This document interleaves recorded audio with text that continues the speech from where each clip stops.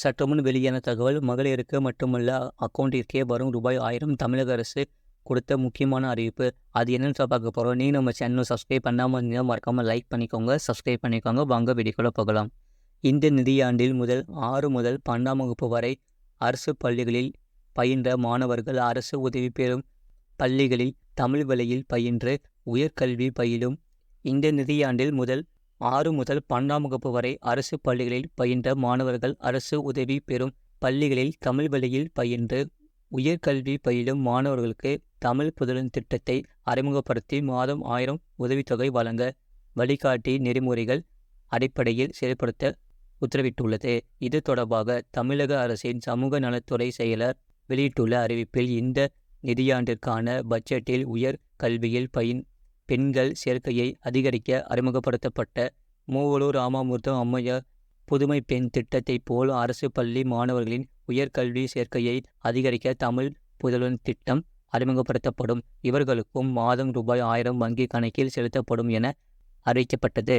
இதையடுத்து கல்லூரி கல்வி இயக்குனர் அரசுக்கு எழுதிய கடிதத்தில், புதுமை பெண் திட்டத்தில் 3.28 லட்சம் மாணவிகள் பயன்பெறும் நிலையில் தமிழ் புதல்வன் திட்டத்திலும் 3.38 லட்சம் மாணவர்கள் என கணக்கில் கொண்டு மாணவர்களுக்கு மாதம் ரூபாய் 1000 வீதம் ஆண்டுக்கு ரூபாய் 393.60 கோடி மற்றும் திட்டத்தை செயல்படுத்த நிர்வாக செயலாக ரூபாய் 7.87 கோடி என ரூபாய் 401.47 கோடி தேவைப்படுவதாகவும், எனவே ஆண்டுக்கு ரூபாய் 401.47 கோடி நிதி வழங்கும்படி கேட்டிருந்தார்.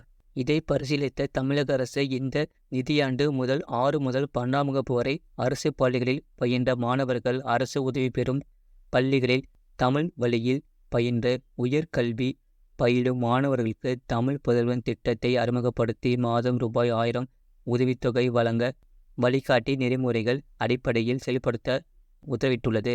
இதையடுத்து இந்த கல்வியாண்டில் இத்திட்டத்தை செயல்படுத்த ரூபாய் 360 கோடிக்கு நிதி ஒப்புதல் அளித்து உத்தரவிடப்படுகிறது. இத்திட்டத்திற்கு அடுத்த நிதியாண்டில் தேவைப்படும் நிதி ஒதுக்கீட்டை சமூக நலத்துறை மானிய கோரிக்கையில் கோரும்படியும் சமூக நலத்துறை ஆணையருக்கு உத்தரவிடப்படுகிறது. வழிகாட்டு நெறிமுறைகள். இத்திட்டத்திற்காக மாணவர்கள் இணையதளத்தில் விண்ணப்பிக்க பிரத்யேக விண்ணப்ப படிவம் ஆன்லைனில் ஏற்கப்படும்.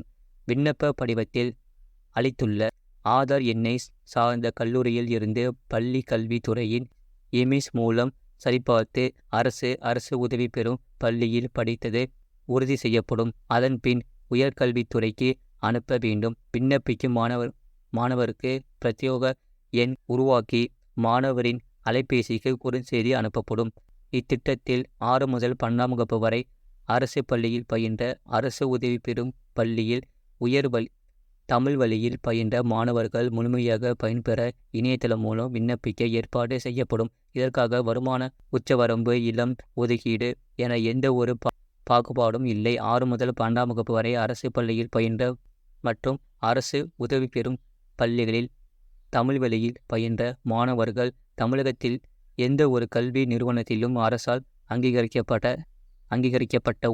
உயர்கல்வி பாடப்பிரிவில் படிப்பவராக இருத்தல் வேண்டும். அரசு மற்றும் அரசு உதவி பெறும் பள்ளிகளில் தமிழ் வழியிலும் 8, 9 அல்லது 10ஆம் வகுப்பு வரை படித்து ITI பயிலும் மாணவர்களும் இதில் பயன்பெறலாம். உயர்கல்வி என்பது கலை, அறிவியல், தொழில்சார் படிப்புகள், இணை மருத்துவம் சார்ந்த படிப்புகள், பட்டய படிப்பு, தொழிற்கல்வி, ஒருங்கிணைந்த பட்ட மேற்படிப்பு ஆகியவற்றை உள்ளடக்கியதாகும்.